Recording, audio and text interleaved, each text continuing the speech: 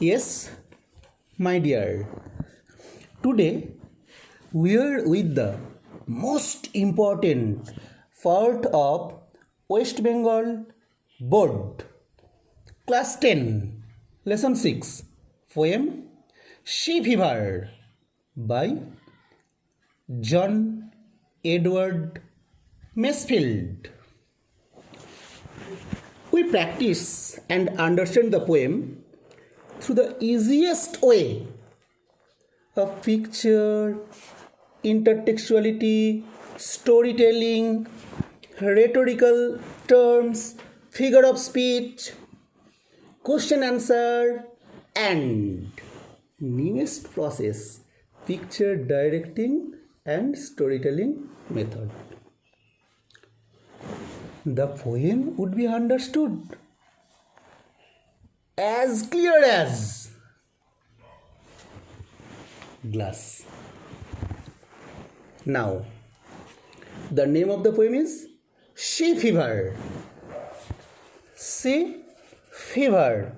Poet is John Edward Masefield. What's the meaning of the title? Sea Fever? Wanderlust, strong wish, or intense longing to go to the sea. From the title, there's a grammar part that's called homonym homophone. Sea fever means wanderlust, strong wish. Here lies the homophone, WANDER. Wander means aimless moving, and WONDER, wonder means puzzle, surprise, etc. So wonder, WNDR and WONDR, both words are pronounced in the same way, but they are spelled different way. Their meanings are different. Okay. And from the title, later another poem was composed by another poet named Gerald Louis Gould. The relation or intertextuality of two poems, Wanderthorns and Sea Fever, are also mentioned in huge way. Gerald Louis Gould was born in 1945, and this poem, class 10 poem, John Edward Masefield, was born in 1878, and Sea Fever was composed in 1902. Here lies the questions: who was John Masefield? Where was he born? When was he born? What's the meaning of the title? When was the poem composed? Now we are going through the poem. I must go down to the seas again, to the lonely sea and the sky, and all I ask is a tall ship and a star to steer by, and the wheels kick, and the wheels kick, not wheel, wheels kick, and the wind song and the white sails shaking, and the grey mists on the sea's face and grey dawn breaking. So this was the first quatrain, and the rhyme scheme is sky by AA, shaking, breaking BB. In this way, we have to complete the first quatrain with also the meanings: must, surely, lonely, alone, steer, who guide, a star. This is the star. A star, that means bright star, that means pole star.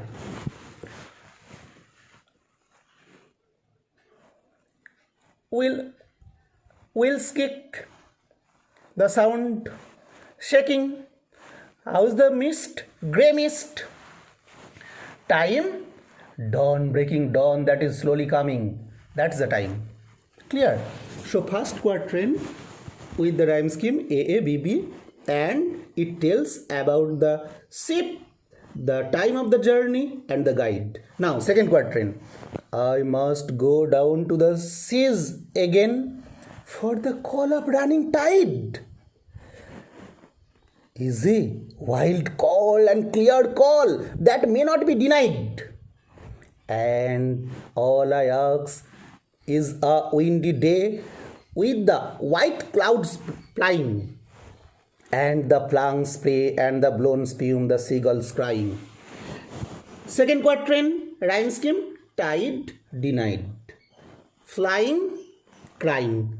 Rhyme scheme, CCDD. Who is calling? Who is accused for going to the sea of the poem? Poet. The accusation goes to the running tide. Running tide is calling. Otherwise, poet may not go. What kind of day? Windy day. And who is crying? The only lonely, specially seen in the sea, seagull. That's bird. That's sound. Now, denied. Whose call may not be denied? The call of the running tide. Denied, that means not be refused. And also the seas. Few symbols. Spume, that means foam. And blown, that means wind. Symbol and spume and blown, these are all are symbols of salty water, sea water. So from the second quatrain we all understood the call, the cause of going, and the sound of the sea. Now the third quatrain. I must go to the seas again, to the vagrant gypsy life, to the girls' way, whales' way, the winds like. So, third quatrain, I must go down to the seas again. Why? The seas again. For what? Vagrant gypsy life. What kind of life? Gypsy life. I must go down to the seas again, to the vagrant gypsy life, to the girls' way, to the seagull, girls' way, vagrant gypsy life, and